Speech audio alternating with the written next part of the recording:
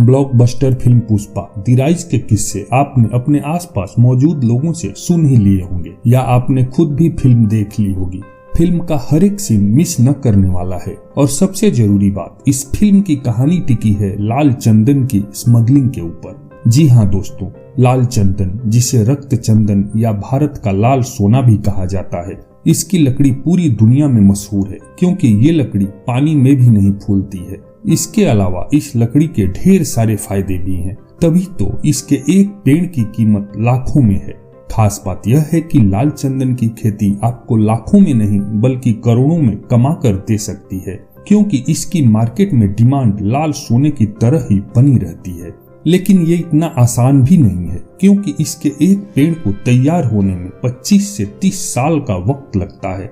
रक्त चंदन आंध्र प्रदेश के जंगलों में पाया जाने वाला पेड़ है, जिसकी वजह से काफी खून खराबा भी हो चुका है।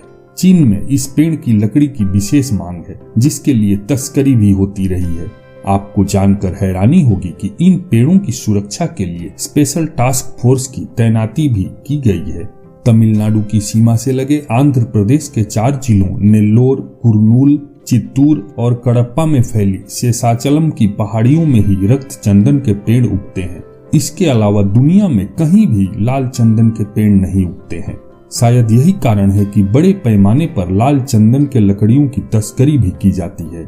इस पेड़ की औसत ऊंचाई 8 से लेकर 11 मीटर तक की होती है। इसका घनत्व काफी अधिक होता है, जिसके कारण यह पानी में डूब जाती है। यही लाल चंदन की लकड़ियों की असली पहचान है। 2.25 लाख हेक्टेयर में फैली शेषाचलम की पहाड़ियों के कई हिस्सों में पाई जाने वाली इन खास लकड़ियों की तादाद तस्करी के वजह से 50% तक कम हो गई है।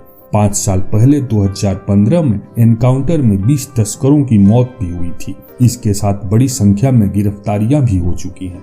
तस्करी करते पाए जाने पर 11 साल जेल की सजा का भी प्रावधान है। इसके बाद भी सड़क, जल और वायु, इन तीनों मार्गों से रक्त चंदन की लकड़ियों की तस्करी की जाती है।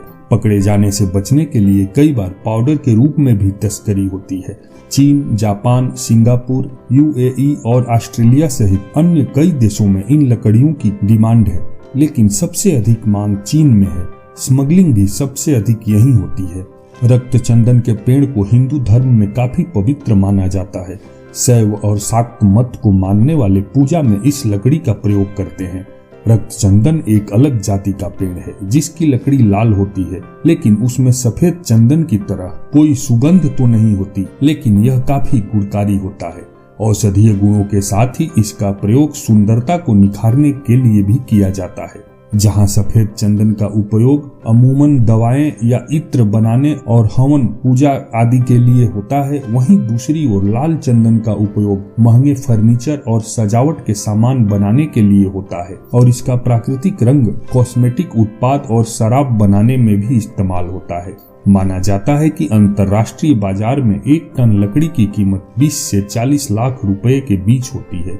लाल चंदन और इस लकड़ी से बने उत्पादों की विशेष रूप से चीन और जापान जैसे देशों में भारी मांग है। इसका ज्यादातर उपयोग संगीत वाद्य यंत्र, फर्नीचर और मूर्तियां आदि बनाने में किया जाता है। लाल चंदन से तैयार की जाने वाली हस्तशिल्प की वस्तुओं की हमेशा काफी मांग रहती है। लाल चंदन की वैल्यू देशी और विदेशी बाजार में क्या है, इसका अंदाजा फिल्म को देखकर ही लगाया जा सकता है, लेकिन इसके ढेर सारे चिकित्सकीय गुण भी हैं। लाल चंदन का इस्तेमाल दस्त, शरीर में पानी जमा हो जाने जैसी पाचन तंत्र से जुड़ी समस्याओं और बलगम वाली खांसी से राहत पाने में भी किया जाता है। इसके अलावा शराब को फ्लेवर देने, खासकर वाइन में इसका इस्तेमाल बखूबी किया जाता है। इन सब के विपरीत स्किन संबंधी समस्याओं में लाल चंदन का इस्तेमाल रामबाण माना जाता है। अब आप समझ गए होंगे कि क्यों लाल चंदन की लकड़ी की इतनी कीमत है और क्यों इतने बड़े पैमाने पर इसकी तस्करी होती है। वीडियो पसंद आई तो लाइक और शेयर करके चैनल को सब्सक्राइब करना न भूलें।